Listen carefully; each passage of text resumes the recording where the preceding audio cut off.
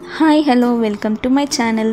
ఈరోజు మన ఈ వీడియోలో గుత్తి వంకాయ కర్రీని రుచిగా మరియు ఈజీగా ఎలా తయారు చేయాలో చూసేద్దాం రండి. ప్యాన్ పెట్టుకొని ఇందులోకి 2 to 3 టేబుల్ స్పూన్స్ పల్లీలు, 1 టేబుల్ స్పూన్ ధనియాలు, 1 టేబుల్ స్పూన్ నువ్వులు, 1 టేబుల్ స్పూన్ కొబ్బరి పొడి, 1 టేబుల్ స్పూన్ జీలకర్ర, 2-3 లవంగాలు, యాలకులు, దాల్చిన చెక్క వేసుకొని 2-3 నిమిషాల పాటు దూరగా వేయించుకోవాలి. వేయించుకున్న హోల్ స్పైసెస్ ని మిక్సీ జార్లోకి తీసుకోవాలి. ఇందులోనే 1/2 టీ స్పూన్ పసుపు, 2 to 3 టీ స్పూన్ వరకు కారం, ఉప్పు వేసుకొని బాగా గ్రైండ్ చేసుకోవాలి.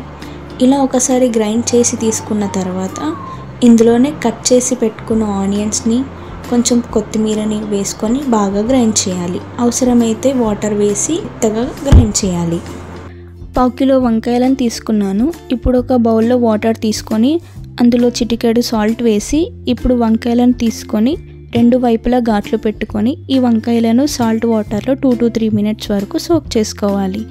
ఇప్పుడు మనం ముందుగా ప్రిపేర్ చేసుకున్న మసాలా మిశ్రమాన్ని తీసుకొని ఇప్పుడు ఒక్కొక్క వంకాయని తీసుకుంటూ మసాలాను స్టఫ్ చేసుకోండి.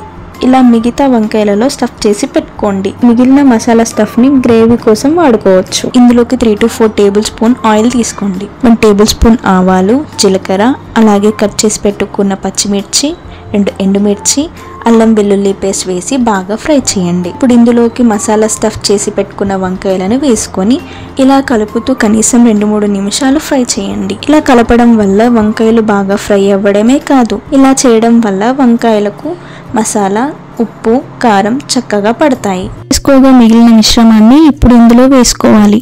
2 మినిట్స్ వరకు ఫ్రై చేసుకొని ఆ తర్వాత మూత పెట్టుకొని ఆయిల్ మీదికి వచ్చేంత వరకు లో ఫ్లేమ్లో కుక్ చేసుకోవాలి. ఇప్పుడు ఇందులోకి గ్రేవీకి సరిపడా వాటర్ తీసుకోవాలి. నేను అరౌండ్ 200 ml తీసుకున్నాను. చూడండి, వంకాయలు చక్కగా ఉడికాయి. చివరిలో 1/2 టీ స్పూన్ గరం మసాలా పొడి, కొద్దిగా కొత్తిమీరను వేసి కలపండి. ఎంతో టేస్టీ అండ్ సింపుల్ గుత్తి వంకాయ కూర రెడీ.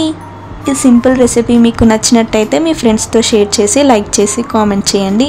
మరెన్నో వీడియోస్ కోసం నా ఛానల్ని సబ్స్క్రైబ్ చేయండి.